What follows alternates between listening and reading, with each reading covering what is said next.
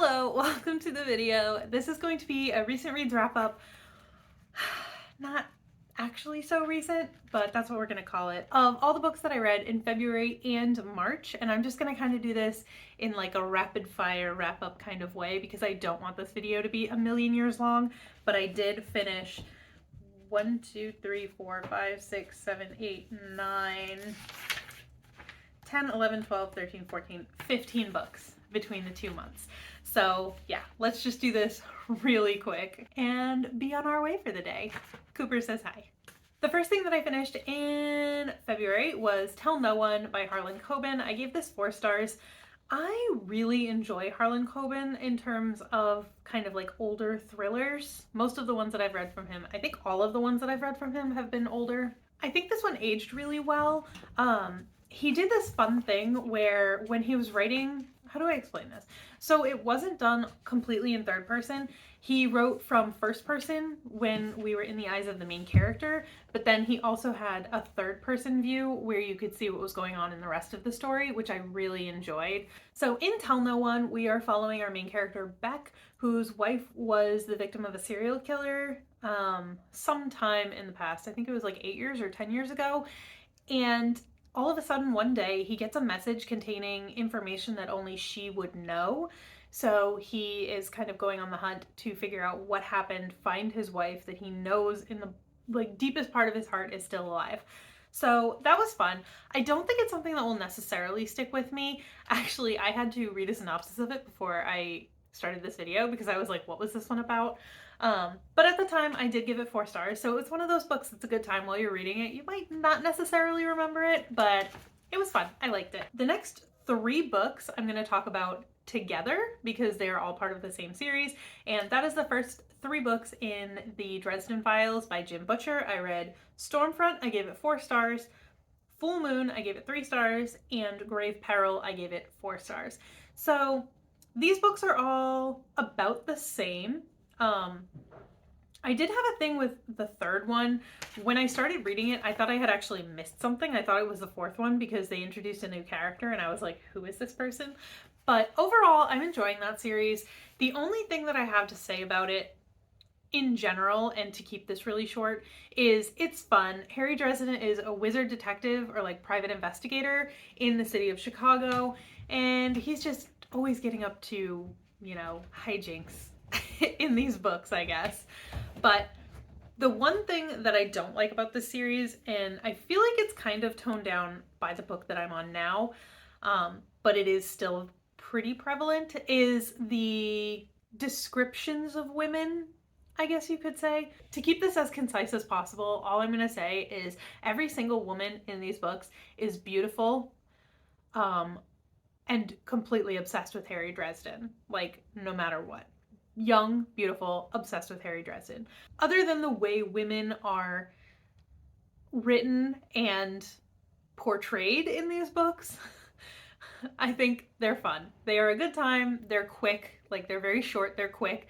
And I've been listening to them on audio, and a fun fact that I learned, I was never really like a huge Buffy fan. My brother was more of a fan, but the guy that narrates these books is actually the guy that played Spike in Buffy. So if you liked Spike, you might like these audiobooks because James Marsters, I think is his name, is the one that narrates them. So that's fun.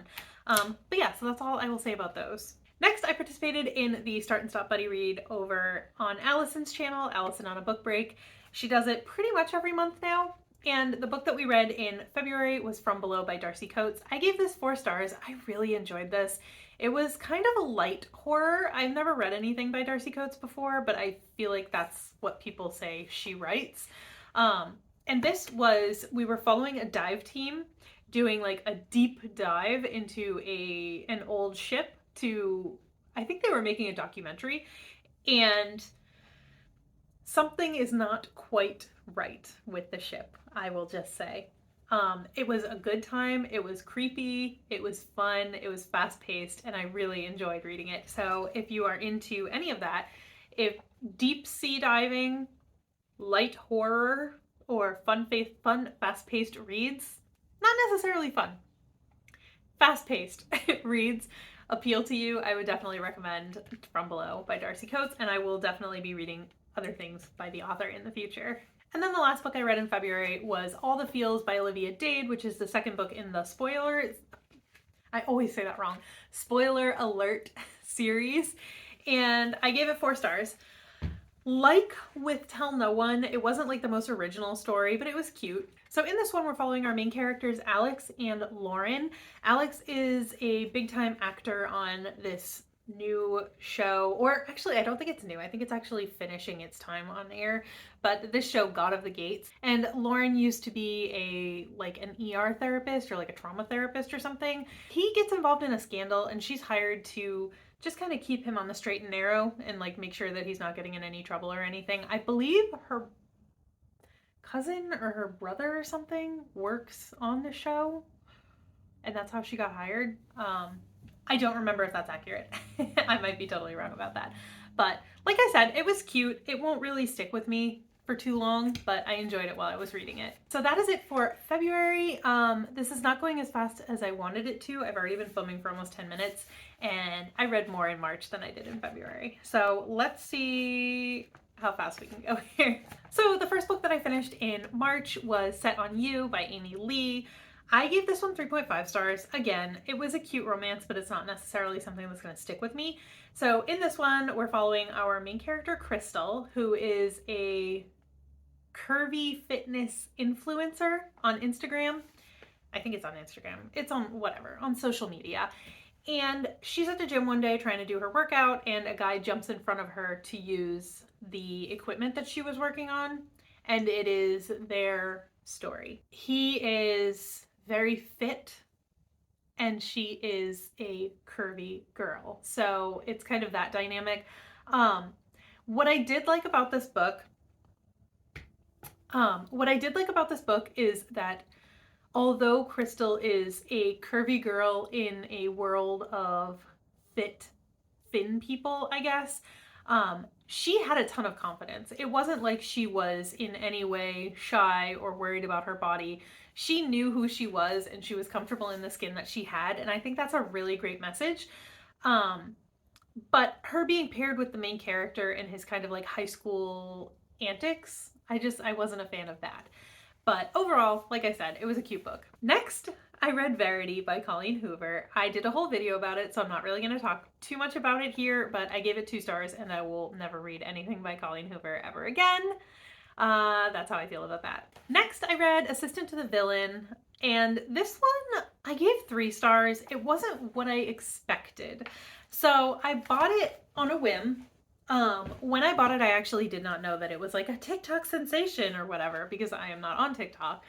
But then my best friend told me to read it, and my best friend is very into the spicy romance and not quite as much into fantasy.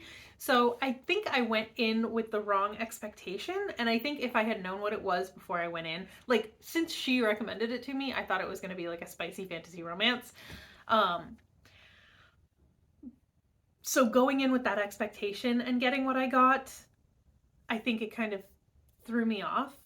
I think if I had gone in having a better picture of what it was actually about, I probably would have enjoyed it more. But that being said, I did still really like it. It was a really good time, and I believe it is the first in a series, so I will definitely be continuing if anything else comes out. Next, I read Summer Night, which is book 4 in the Dresden Files. I gave that 4 stars. I already talked about the Dresden Files as much as I'm going to, so I am just going to move on. Next, I read The Sugar Queen by Sarah Addison Allen. I gave it 4 stars. And this was a little bit of a surprise for me because one of the main kind of tropes in the book is cheating, and it is also magical realism. Those are 2 things that I don't necessarily love in books, and I might actually go as far as to say I don't like in books. But considering that, I thought this book was very charming. I thought it was very cute. I love Sarah Addison Allen's writing, and I am definitely going to check out more by her in the future. But in terms of Sugar Queen, we start, I'm not going to go too deep into it because, again, I think that's a lot of the charm of the book. But we start with our main character. What was her name? I don't remember, so we're just going to move past that. But our main character goes to her house and she goes into her closet where she normally keeps a stash of junk food because although she's a grown woman living at home with her parents, her mom does not want her eating things like that, so she has to hide them in her closet. And she opens her closet to get a snack, and someone is in there. And that's all I'm going to say, really. But I thought it was really cute. Again, Sarah Addison Allen has a writing style that is just so engaging and charming, and I just got like really, this is gonna sound weird because I don't remember where it takes place. Actually, I think it takes place in Carolina, so it is technically kind of southern, but the whole book had this like southern charm feeling about it, and I just really liked that. So I would definitely recommend it, and I am definitely planning on reading more from the author in the future. The next thing that I read was The Whisper Man by Alex North. This I got on audiobook. Like, I have the physical book, but I got it on audio from my library, and I listened to the entire audiobook in one day, so I don't really remember that much about it. All I know is what I wrote in my reading journal, and I wrote, I really liked this book. It wasn't perfect, but I finished it in a day, so that has to count for something. So that's literally all I can tell you about it. No, it's not. I can tell you a little bit more than that. So in this book, you are following our main character and his son, who have just moved into a town. And there is a serial killer? Why am I asking you? You're not the one that read the book, I am. Okay, so in this book, you're following our main character, Tom, and him and his son, Jack, moved to this town for a fresh start. But what they don't realize is that this town has a dark past. There was a serial killer called the Whisper Man about, I think it was like 20 years before. And so they moved to this town, and then all of a sudden, like a young child, like a young boy goes missing, and then Jack, the son, starts acting strangely and saying that he's hearing whispers outside of his window, which is the telltale sign that this serial killer is going to come for you. It was creepy. It was good. Again, I don't really remember that much about it, but I had a good time and I gave it 4 stars. Next, I read a poetry collection for Genreathon, and that was Call Us What We Carry by Amanda Gorman. She was the poet laureate at Biden's inauguration. Sorry, I forgot the word for a second. And so I'm not super into poetry, but I did like this collection. I gave it 4 stars. I don't know much about poetry, but it had that thing that I think most poetry collections do. But again, I don't read a lot of poetry, but like all of the poems kind of not blended in together, but they wove together to make like a big story, like a complete picture. On the less positive side, oh, my battery's dying. On the less positive side, the overarching theme of this was the pandemic.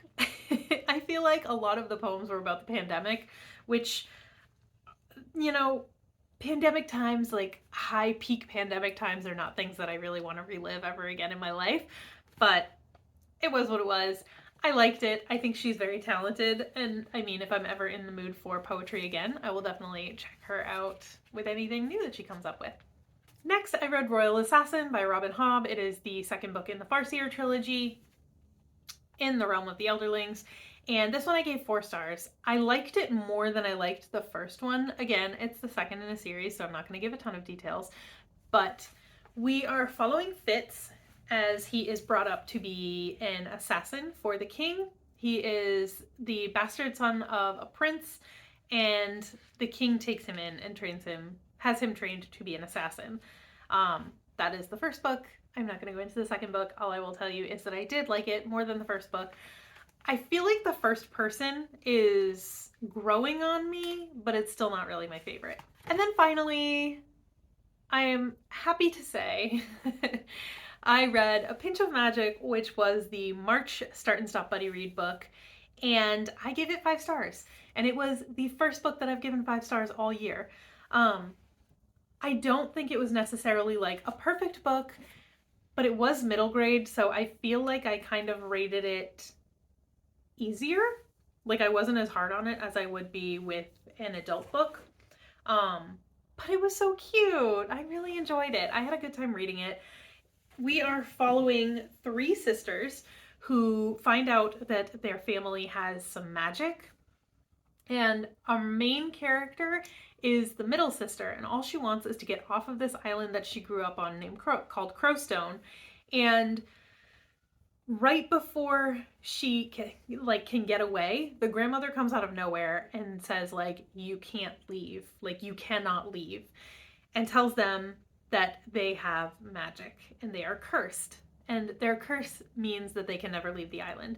So the book is following the girls as they try to figure out how to break the curse and all of the hijinks that ensue from that. I thought it was darling. I don't read a ton of middle grade, so I don't really have a lot to compare it to. And like I said, I think I rated it a little easier than I would rate like an adult book. But it is my first 5-star of the year, and I really had a good time with it. It was so cute. So those are all the books that I read in February and March. This video did get a little longer than I wanted it to, so I apologize. But let me know if you have read any of these books, if you had similar opinions to me or not. Let me know if you think I have bad taste. I can handle it. But that is going to do it for me today. I hope you enjoyed this video. Let me know what your favorite book that you read in the months of February and March were, and I will see you next time. Bye.